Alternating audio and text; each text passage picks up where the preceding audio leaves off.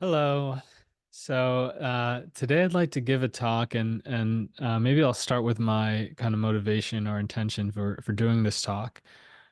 Because really I haven't given a talk in quite some time.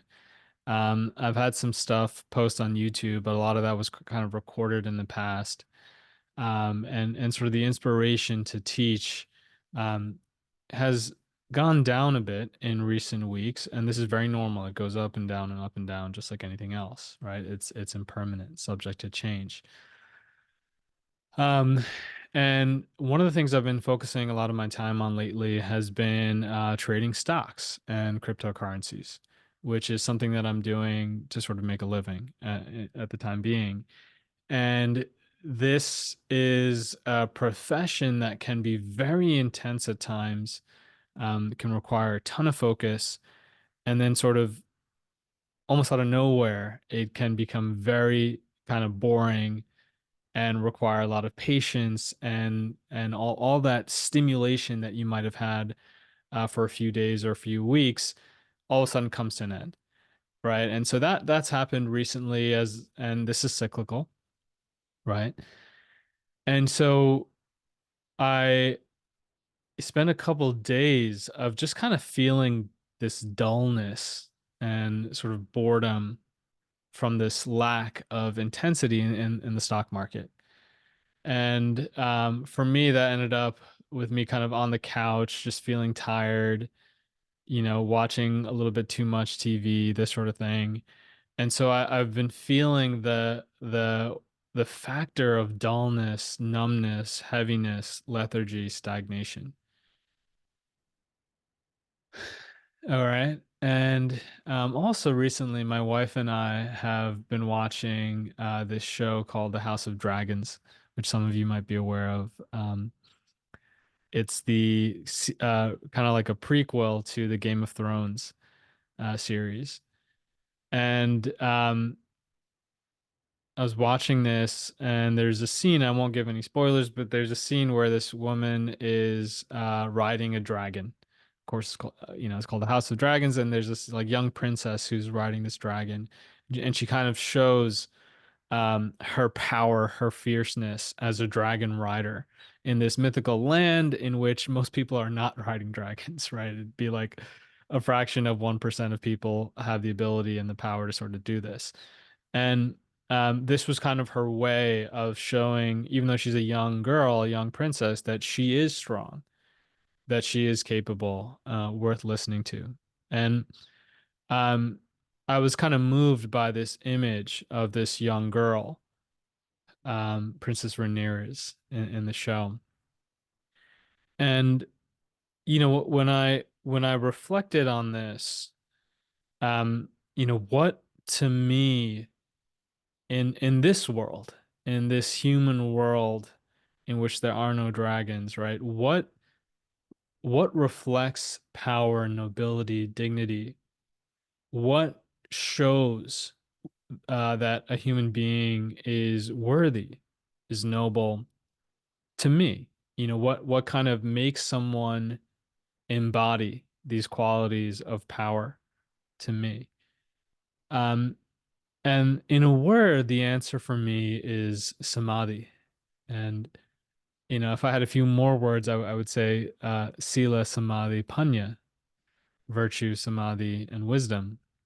But let's talk a bit more about samadhi. This image really kind of inspired me, in part because the state that I have been in for a day or two has been a state of non-samadhi, a state of dullness. And don't worry, I'll define samadhi shortly, but a state of dullness, right? And feeling non-inspired, not moved, but feeling stagnation.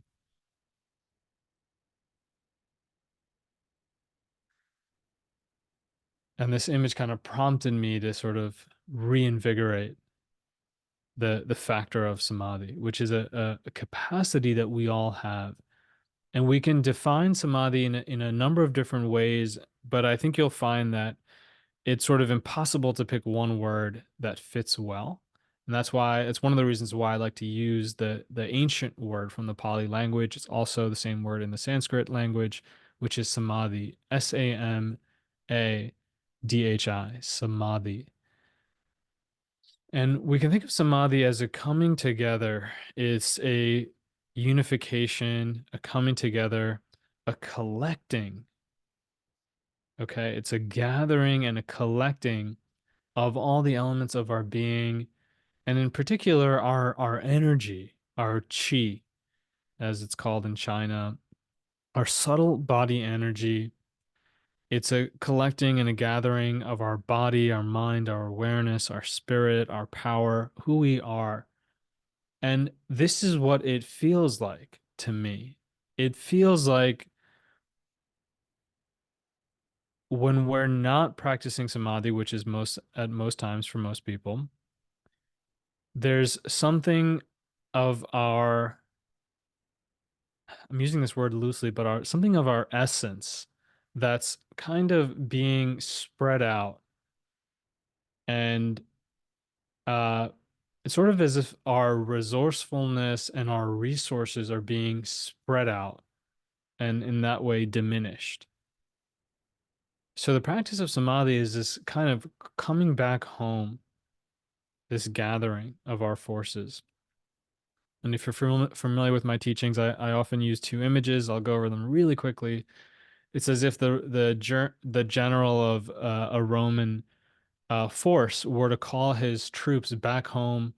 You know, the troops are spread out across Europe and Africa, and he calls them back home. And so all the soldiers come back into the citadel of Rome. And it's that feeling of protection and togetherness gathering.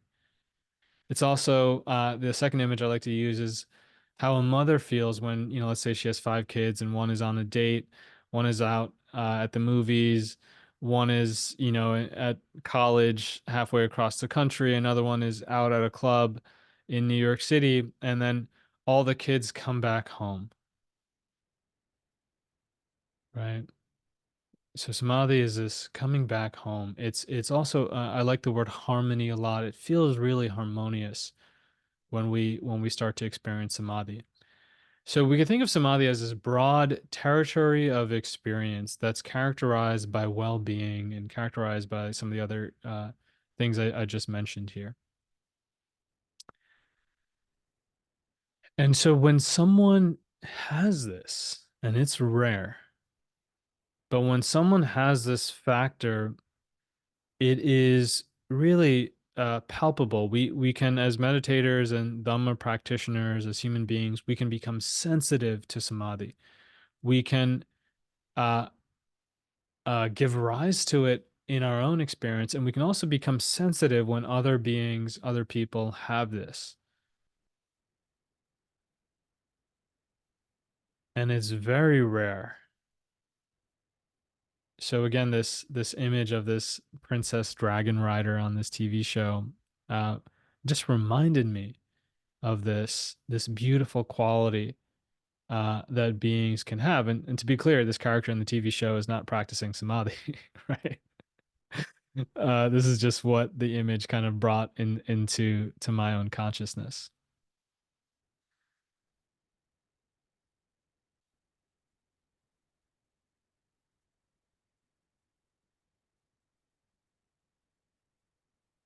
And you know, it's sad. It's sad to me how rare this is. And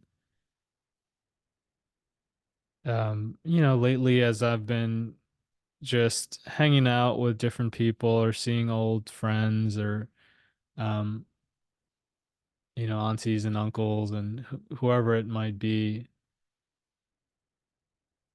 one of the things that is apparent to me is that,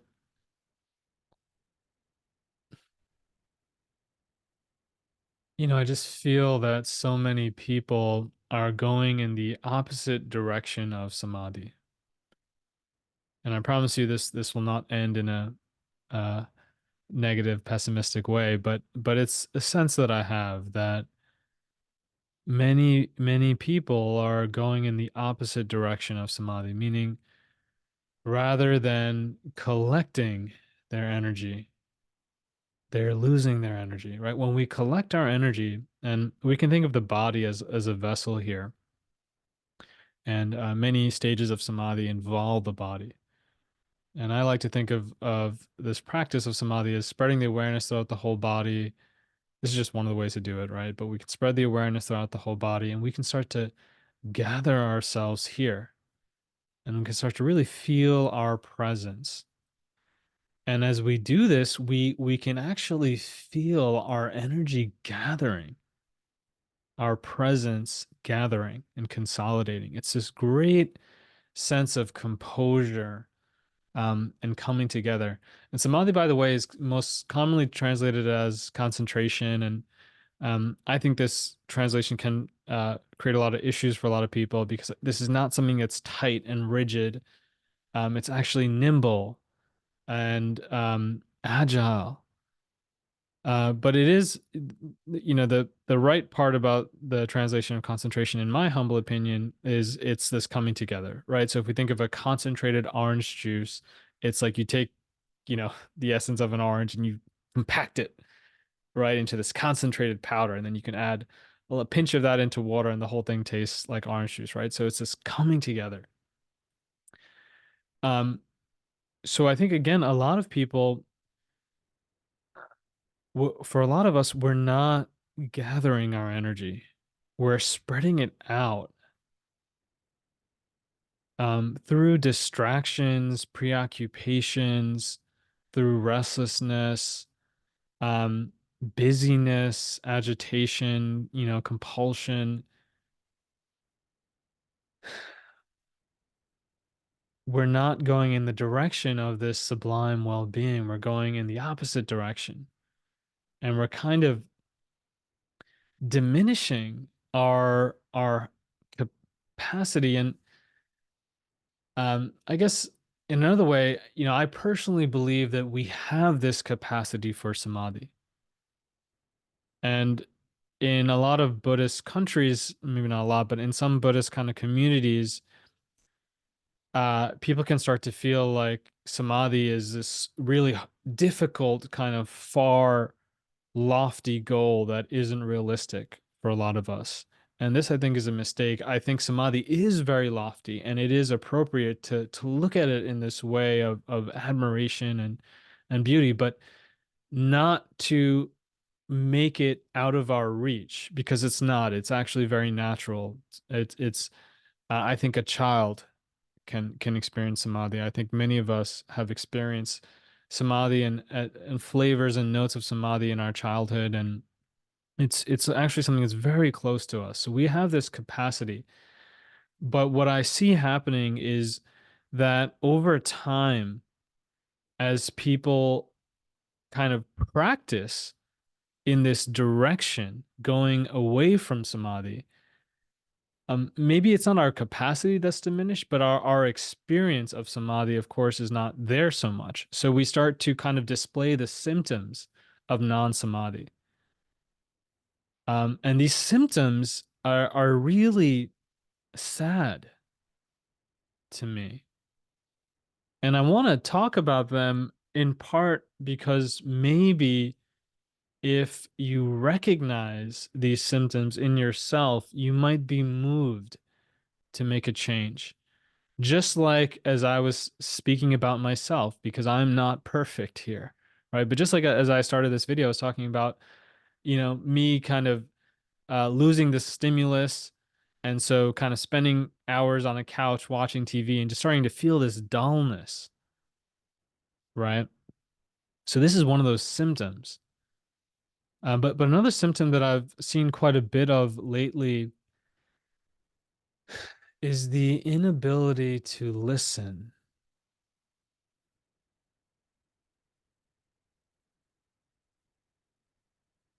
The inability to listen. And when I think about the ability to listen, the capacity to listen to someone deeply, it involves being present, undistracted. It involves being open, open-hearted, open-minded. It involves kindness and care, presence. It involves stillness. Listening is this sort of ability to linger.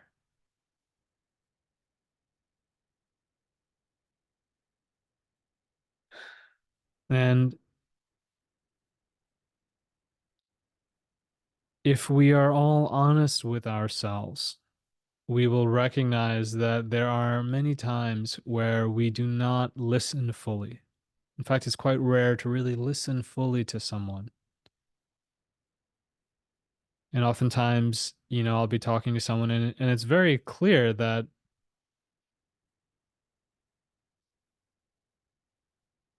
they get energized and sort of excited when it's their turn to talk. But when it's their turn to listen, that energy is kind of sapped out and that focus and that attention is lost. And I think this is also something that's driven by how we are with our phones, our smartphones and stuff, and with social media and all the different notifications we get from all of our apps, and just worrying about emails that we're getting, or wondering how our stock portfolio is performing or our crypto portfolio. There's all these different reasons and things that draw our attention outwards. And um, I think this has to do with the brain as well, and um, things like dopamine. When we get used to these really kind of strong stimuli, like a phone or video games, or whatever it is, um, are if we think of dopamine as sort of the molecule of motivation, and it's not really the molecule of happiness. People kind of confuse it in that way. It's the molecule of motivation, and it's sort of like this compound in our body that uh, controls our ability to do things that are difficult, and kind of what drives us, what motivates us, right? So I'm kind of getting on a tangent here, but essentially we our our dopamine system gets all messed up, and we get to a place where we can really only hold attention or listen or linger when there's something um really kind of exciting there.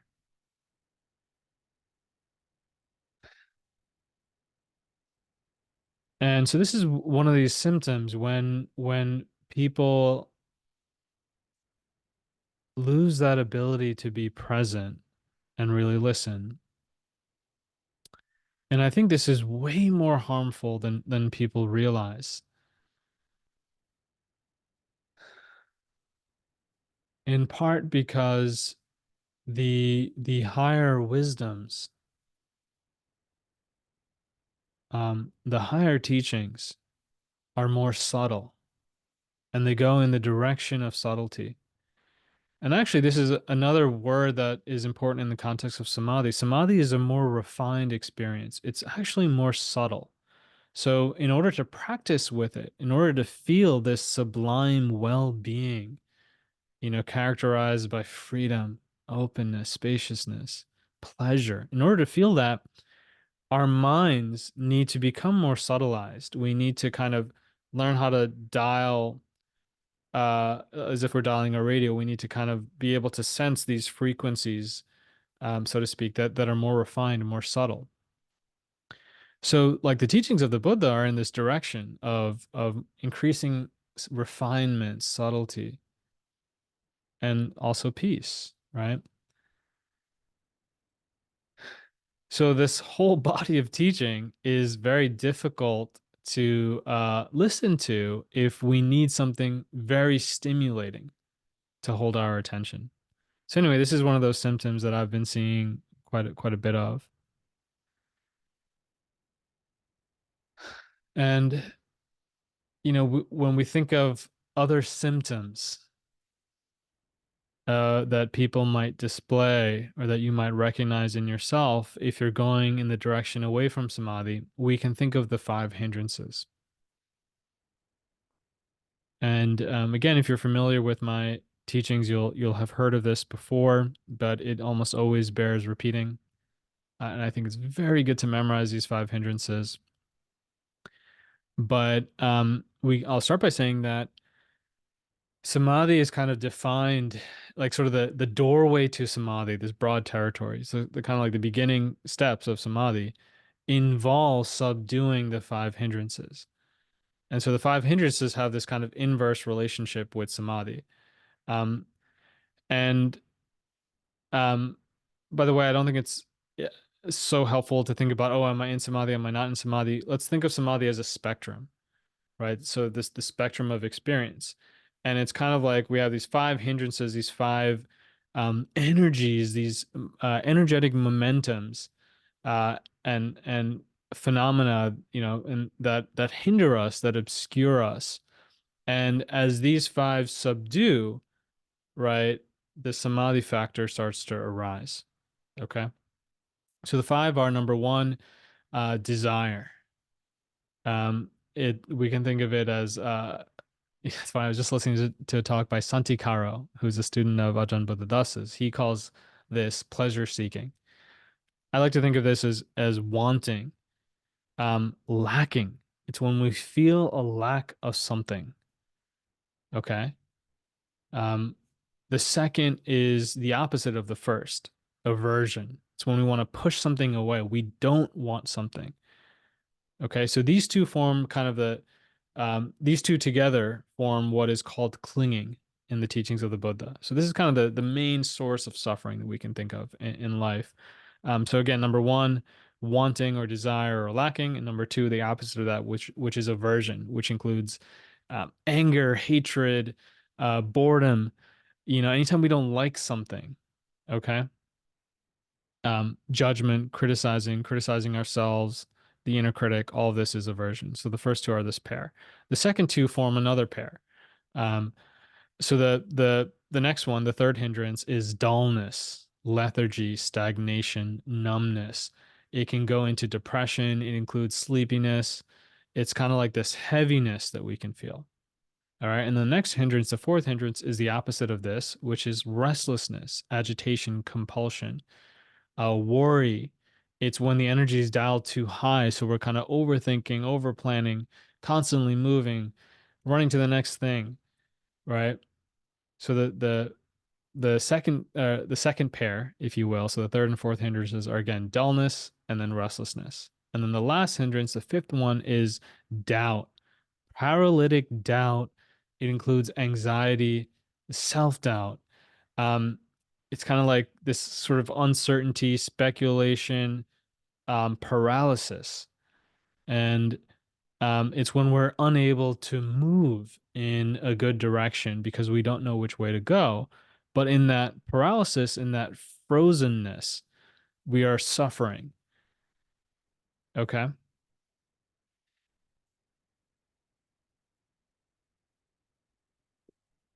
So again, desire. And I know the word desire can bring up a lot of questions.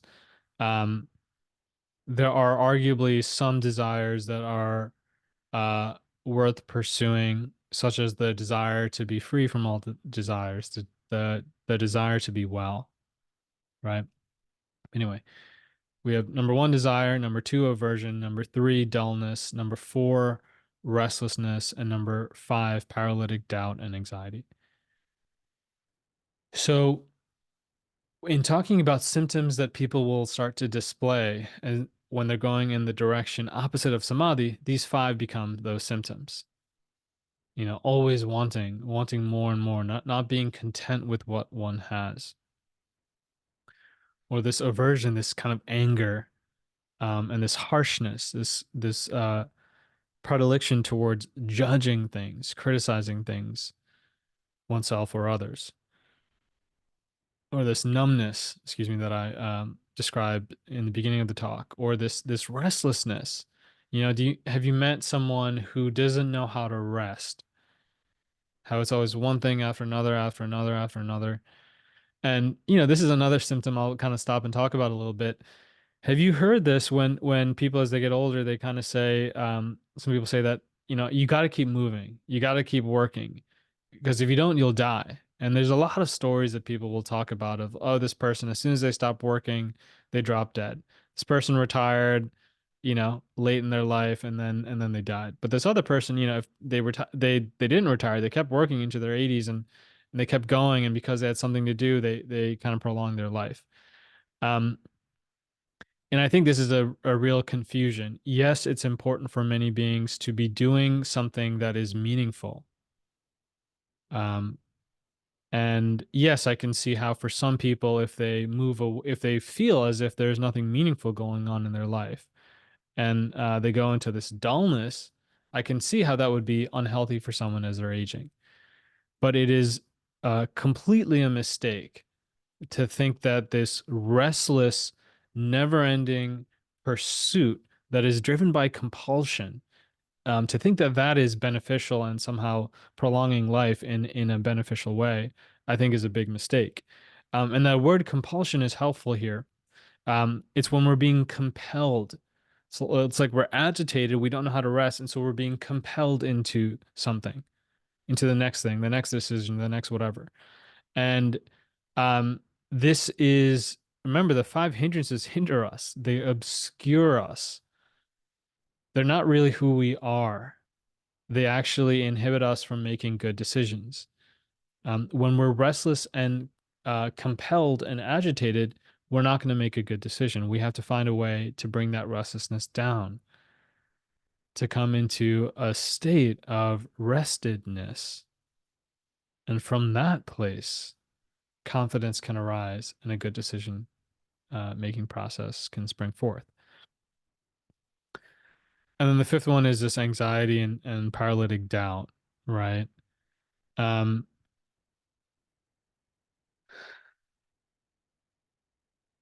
so all of these can be symptoms of someone who's going in the direction opposite of samadhi. And I'll pause here and talk about something that is quite important. Um,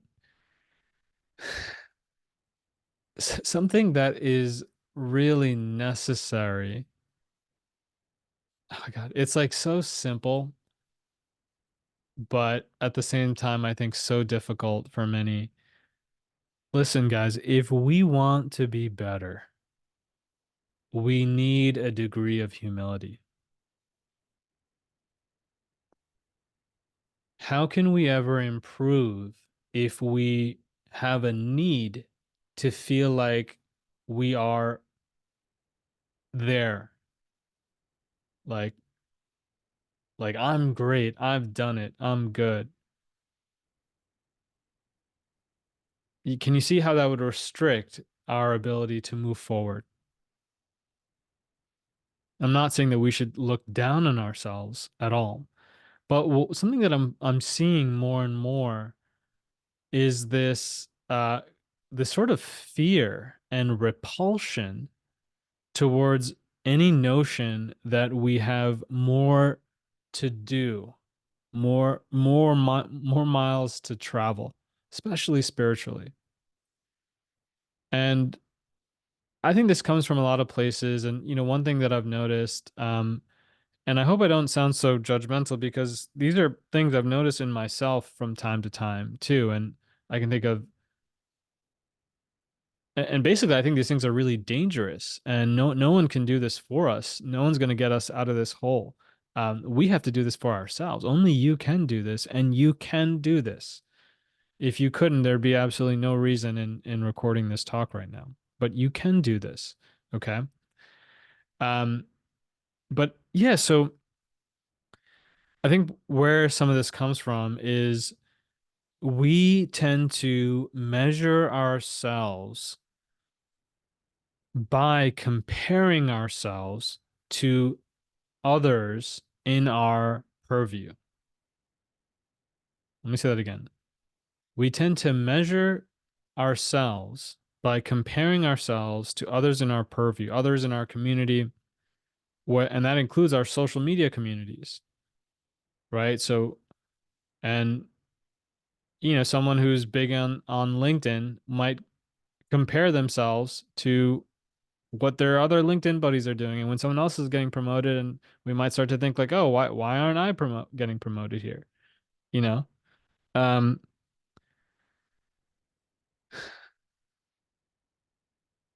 Yeah, and so what can happen is the Buddha gives very high standards for things.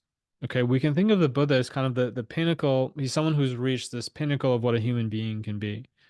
Um, and he's encouraging all of us to go reach that same thing, right? And so that pinnacle, by the way, is nibbana. It's what's called enlightenment or liberation. Someone who is really free, really well, really cooled, where all his or her defilements, hindrances, any conditions that cause suffering, all of that is cooled. So this is someone who no longer suffers. They're utterly free of suffering. They've gone beyond all illusion, all conditionality, as far as in the mind and their well-being, right? And so when the Buddha is teaching about virtue, for example, he's giving an incredibly high standard for virtue. He's not satisfied with a low or mid-tier kind of virtue. And same goes when he's talking about samadhi and wisdom. A lot of people like to think that they've gained some wisdom, through their work experience or their years living and whatever, right? And yeah, so we can use that word wisdom and say that this person has a lot of wisdom through their decades of experience on this earth, right? But when we are talking about what the Buddha would deem as wisdom, or panya, as it's called in the Pali language, um, this is something more kind of specific and typically super mundane. It's beyond. It's not a typical run-of-the-mill sort of wisdom. It is a quality of being and mind um, that uh, is characterized by freedom. This is the type of wisdom that would prevent someone from suffering. And it's the type of wisdom that is formed through samadhi, which again is this very sublime, refined experience that most beings do not get. And the Buddha once said, there can be no jhana without wisdom, no wisdom without jhana. For one who has both jhana and wisdom, nibbana is surely near. This is one of the verses in the Dhammapada. And jhana is a kind of more specific subset of experience within this broader territory of samadhi. Okay, there are 8 jhanas, 8 stages of beautiful, refined um, qualities that we can experience through the practice of meditation and Dhamma in general, right? So the Buddha's saying there's no wisdom without jhana. And for most people who have an understanding of what he's kind of saying here, you might be need to be like, oh, I guess I don't have any wisdom, right? So because the Buddha is giving these very high standards, and when you mix that with a society or people who are um, measuring themselves by comparing themselves to others, and who have this kind of fear of not being enough, and this kind of self-judgment and insecurity, um, which is manifesting through this kind of more arrogance and closed-mindedness and inability to listen to these sort of teachings, right? It's a bad mix. It doesn't work. So the Dhamma, these teachings really require us to be very humble. Um, and there's a way for us to do this, guys. I'm not just trying to kind of like scold here. Because again, this is natural. It's okay to feel this way. Um, when we recognize something like jealousy or defeatism or something like that in our psyche, uh, we should investigate this, and we can recognize it as ugly, and it's not really us. It's not who we want to be. So we can start to combat this, right? This is the way forward. So what I suggest is that when we hear these high standards, or when we come into this little window where we might realize like, oh, it's possible to go higher in this way. It's possible to be more wise, more patient, more virtuous. to have more samadhi, to have more well-being. Um, when we recognize that, yes, we need to be humble, but also I suggest taking this as good news. Because how could this be bad news? This is suggesting that whatever your experience is, there is something better. If, on the other hand, so you understand what I'm saying? Because there's a higher standard of living, a higher realm of experience than what you're currently experiencing, that's good news because that means you can experience something even better. If there wasn't something better to experience, then whatever you're experiencing now is as good as it gets, and that's bad news. Another way to say this is if you hear something or someone says something and it makes you think like, ah, that's it, I'm doing that. Yes, right? You might have this instant kind of gratification and the self-assuredness, right? Whereas if someone is talking about a higher standard of virtue that you have, you might have this instant kind of remorse or guilt or judgment, right? But if we think a little bit deeper, um, if we're interested in changing and transforming and bettering our experience, then we don't we want to find the teachings that point to something higher, right? Anyway, I hope that's clear. So we need to listen. We need to develop humility. We need to develop real self-belief, um, real self-confidence that is not fearful upon the hearing of these higher standards.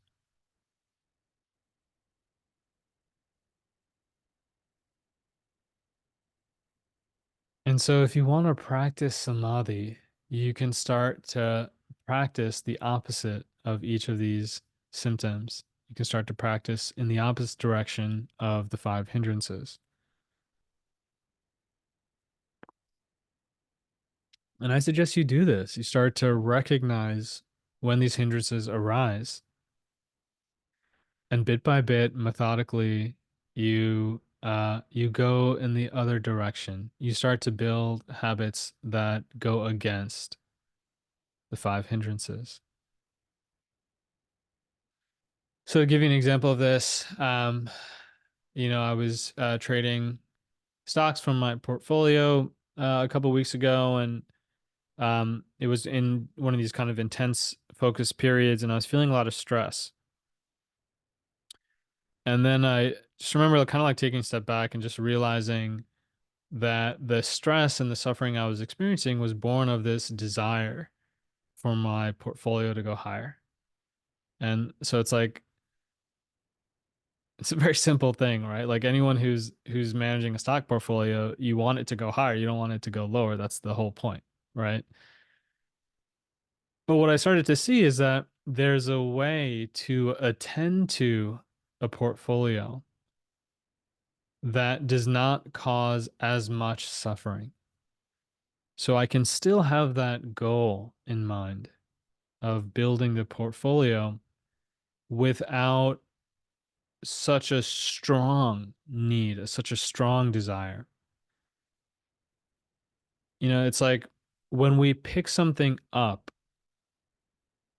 sorry, when we pick something up, right, we can do it in a way that doesn't make it so heavy. One way to think about this is like if you're picking something up and you're squeezing it and your muscles are tensing, right, it's causing tension. But there's another way to pick it up that's light. And of course, I'm talking about picking something up with the mind, right?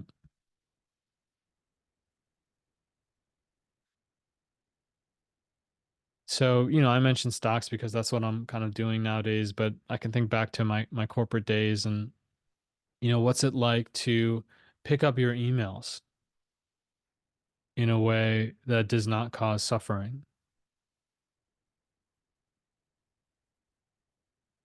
Um, one of my jobs involved a lot of emails, constantly emailing people, right? And I remember um there's a lot of anxiety around this. And certain people, whether certain managers or clients or whatever, when you get an email, like just when their email pops up and you see their name, boom, anxiety, right? So we can recognize that and start to reflect on this. Is this necessary? Right? I've gotten hundreds of emails and none of them have really changed much in my life. So why am I being so anxious about whatever emails are showing up in my inbox today? Right? We can start to reason and the key here is practice. A lot of this suffering that we experience is habitual and it's strengthened by these tendencies again and again and again. And so we simply need to start to work in the opposite direction. And it's a gradual process. It's a practice. But if we keep going in that opposite direction, it really builds and compounds over time.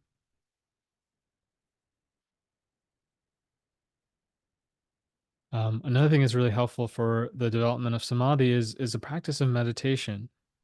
And we can do this in formal meditation, but also as we're moving about our daily lives. And what I recommend for this is to every now and then, find a posture that is comfortable, a posture that is upright, symmetrical, and simply feel your whole body. Spread your awareness throughout your whole body. Just feel what it's like to be you right now.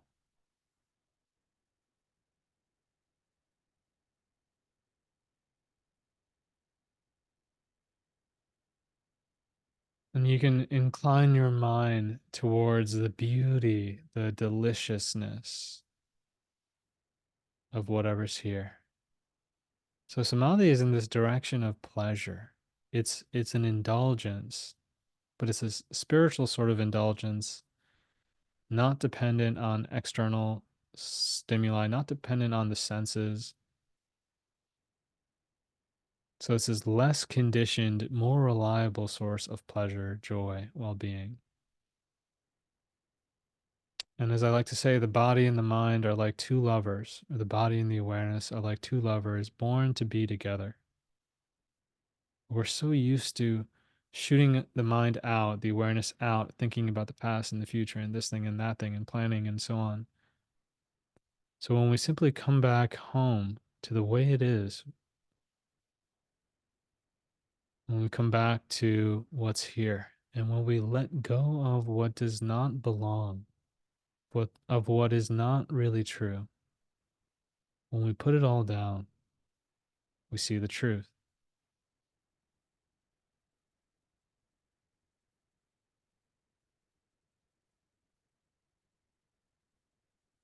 And wow, it's so amazing, so delicious that our human, biology and nervous system is set up this way in which we can really attune to and experience a sublime well-being and peace, independent of anything external. This is our birthright, this samadhi factor.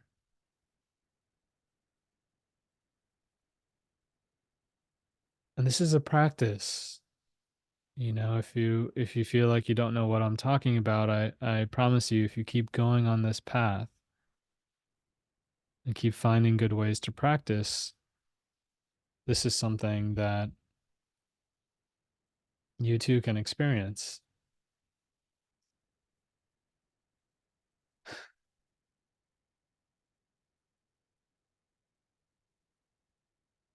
And then you can be like this dragon rider, noble, dignified, non-reactive.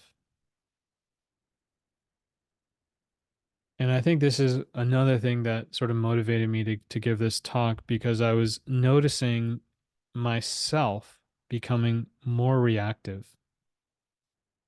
And this is, as we travel on our spiritual path, things go up and down. Our progress is not linear. We kind of zigzag and hopefully are trending up, right? Um, And we need to have this humility and self-awareness to have these kind of guardrails up and to realize when we're going astray. And what happens as we go deeper on this path is we're able to let go of more. But in order to let go of more, we need to be kind of fighting this good fight with that self-awareness and humility. And so recently, what I've been noticing for myself is this kind of wrestling with others, um, feeling, for example, how competitive people can be, even your friends, because again, they might be measuring themselves based on how they compare to you. And so I've been kind of wrestling with this feeling of aloneness, of how I I guess this feeling of like how sometimes you can be so supportive of others, but it's not always reciprocated, right? And how others might look at you differently than how you want to be looked at.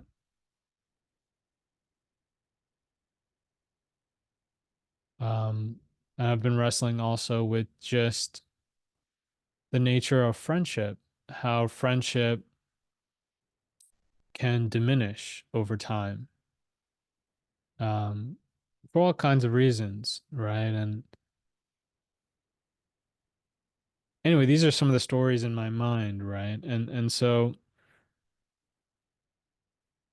what I find is as I travel on this path, there are different things that kind of dominate the mind that need to be let go of. And if you practice, you will find that you can let go. And in the letting go, the story ends, freedom arises, and really oftentimes the story is proven false, right? But then if you keep going, you'll run across the next thing and the next thing and the next thing. And every time something arises, you wrestle with it and you need to relearn this Dhamma. And the same teaching that you heard before, again, it's like you forgot it, or it's like you got it on some level of depth. Now you need to go deeper. So anyway, here I'm just kind of opening up about um what's been my battleground, my Dhamma battleground of late. And I found that there can be a reactiveness here for me. So if I get a text from someone or someone doesn't respond or something, and there's a sense of a friendship that I had that's diminishing, or if I'm trying to catch up with someone and um, I sense that there's a competitiveness on their end, um, this can be, for me, it can be really harsh, really kind of sad, um, right now, and so there's a reactiveness. Right. So, for instance, if you're in a text group with someone and then one of your friends says something insulting to you, right? And you might think like, whoa, where did this come from? Like, I would never speak like that to this person, you know? I thought this person was my friend. And it can really wound you. And that's what that's one of the things I've been feeling, this kind of woundedness. And so you can see like I'm still working with this and wrestling with this and kind of practicing through this. But one of the things that I sense is that I can't change anyone else. Like the answer isn't to then go spend more time with that person and make sure that the friendship is good and open up to them and tell them how I feel. And I just for me, I'm not saying that that's wrong. And there are definitely times when, I have done that and where that might be advisable. But for me right now, that doesn't feel like it's the path. It's the way. Um, it's not my job to make someone else act the way I want them to act or see me the way I want to be seen. It's my job to let go of that need to be seen in a certain way. It's my job to make my own heart more noble.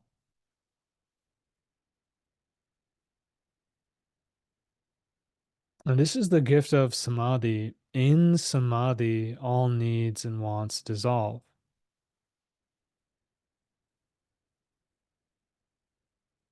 And so, as I've been experiencing this,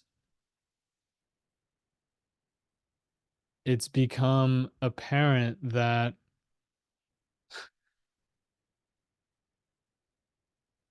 part of the reason I feel like needy in this way is because I'm not getting enough samadhi. In the sense of how samadhi is this factor.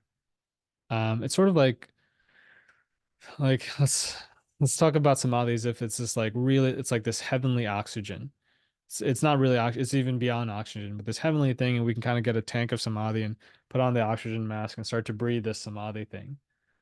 And when we breathe it, it's we can talk about breathing it, but until you actually breathe it, you don't know what it's like. But when we breathe it, we feel this immense well-being, safety, pleasure, and it's so nourishing.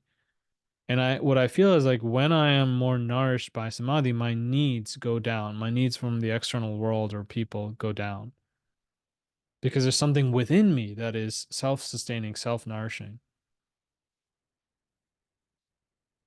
So hopefully that's kind of I hope that's helpful.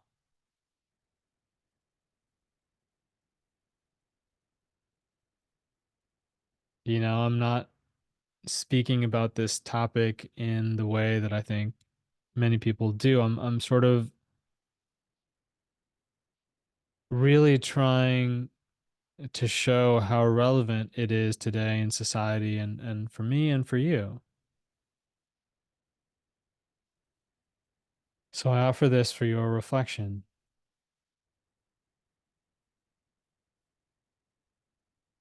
and may all beings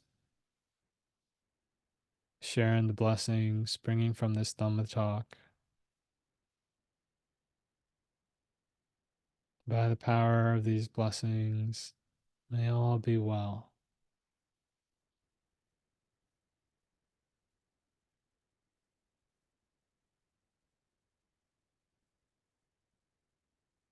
Sadhu, sadhu, sadhu,